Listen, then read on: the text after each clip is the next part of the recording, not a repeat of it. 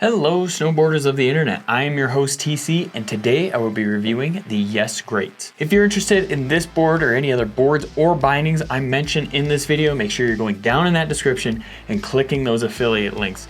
That way you don't have to go search in the internet for yourself. This board is equipped with Yes's Cam Rock camber profile, so what that means is from a little bit outside the inserts into the middle of the board, you're gonna have camber with rocker on the nose and on the tail. So what that's gonna do is that camber section is gonna give you all of that pop, drive, and stability that you're looking for, and those rocker sections on the nose and tail are gonna give you that float and ease of entry in and out of turns. The Yes Greats comes in a 149, a 151, a 154, a 156, and a 159. I rode this board at Copper Mountain where it was a beautiful sunny day. There were some clouds rolling in periodically with that slight breeze, but it was honestly great that they rolled in because it kept that snow nice and fast. And I mean, at the bottom of the runs, it was just straight slush, puddles everywhere.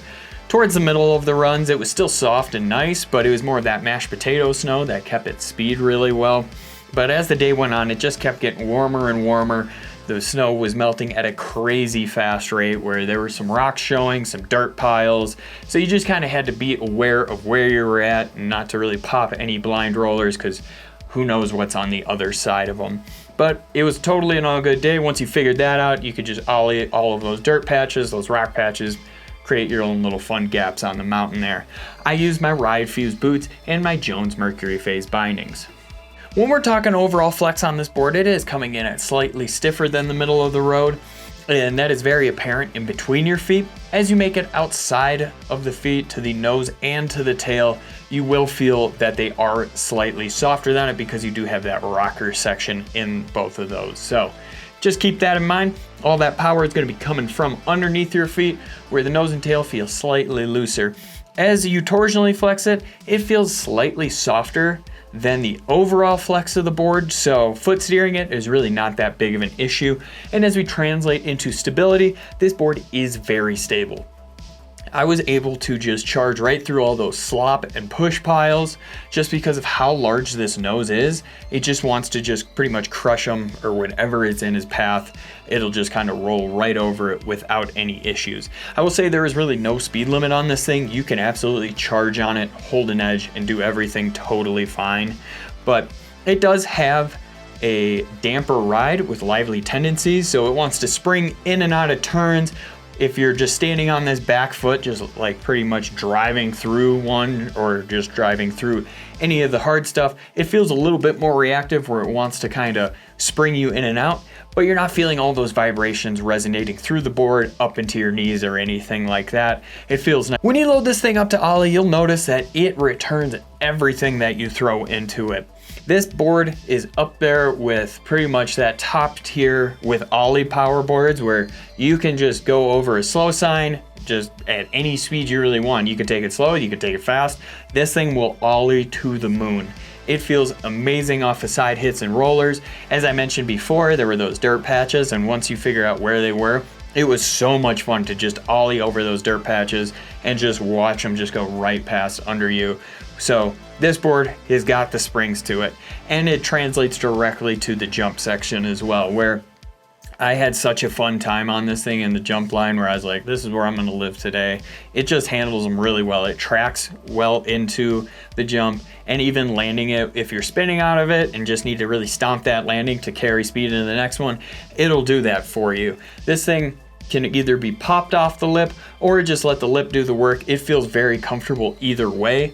I do like popping the lips, if you guys know me. It's way more fun to me to go a few extra feet up there, just give you a little bit extra hang time, and this board just loves living in the air. So keep that in mind. I mean, highly recommend you take this thing to the jump line. It'll handle any size jump out there. While I have you here, you might as well like, subscribe, click that bell, and turn on those notifications so you don't miss any of our scheduled programming. So when you're buttering on this board, you'll notice it's going to require a little bit more work.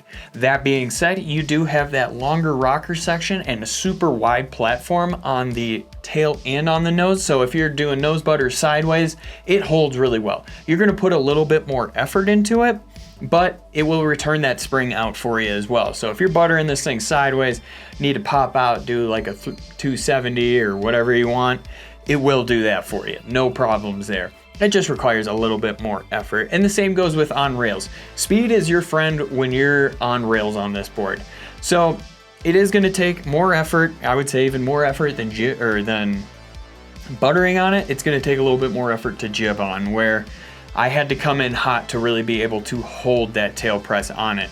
And it's not a bad thing. This board is a little bit more on that aggressive side, so just keep that in mind. If you're a little bit more of that advanced rail rider, you'll have a totally great time on it. If you're not, if you're more of that beginner to intermediate, you're gonna be working quite a bit harder.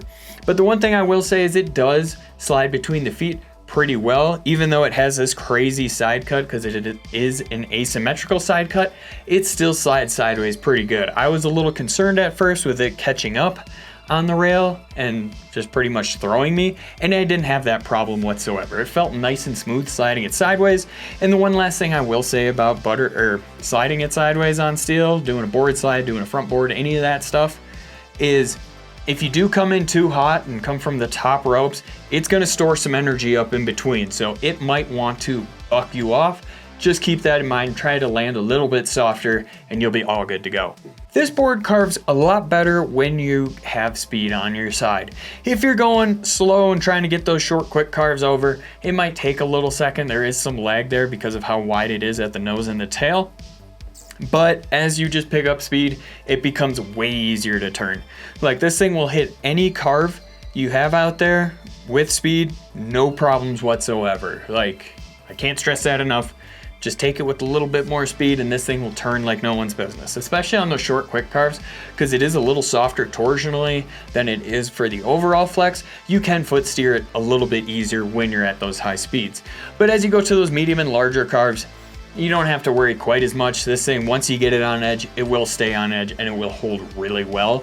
Even if you do have like slop or push piles in front of you, it's just gonna bowl right through those. So it is definitely more of that aggressive carver, but hey, as long as you're on that side of the spectrum, you're all good to go. This thing will hold up to any carves. And yes, it will Euro carve, especially because it's a little bit wider underneath your foot. You don't have to worry about toe drag or heel drag because, as we all know, that is totally a myth.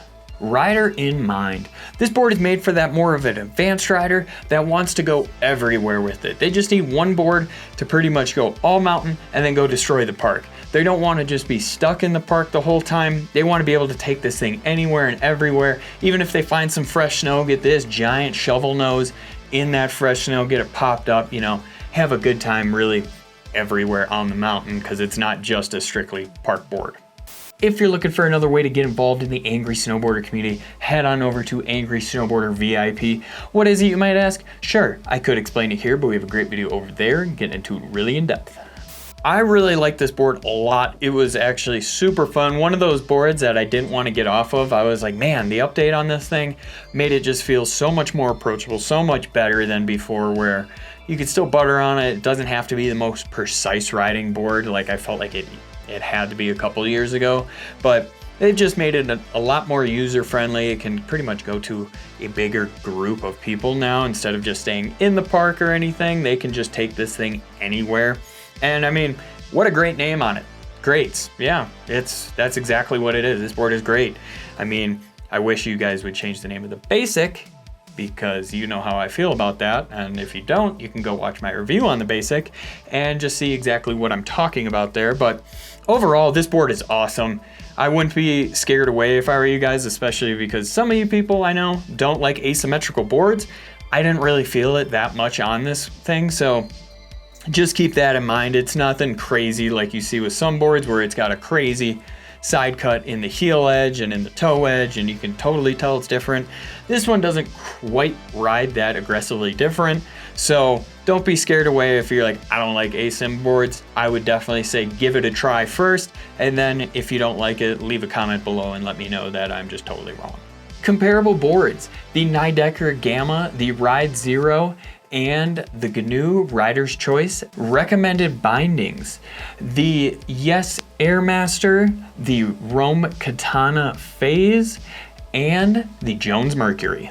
As always, guys, I've been your host TC, and this has been my review of the Yes Greats. If you're totally sold on this board, you're like, just can't live without it, why don't you go check out one of the videos for the recommended bindings, and that way you know you're getting a binding that's gonna match the board and your needs.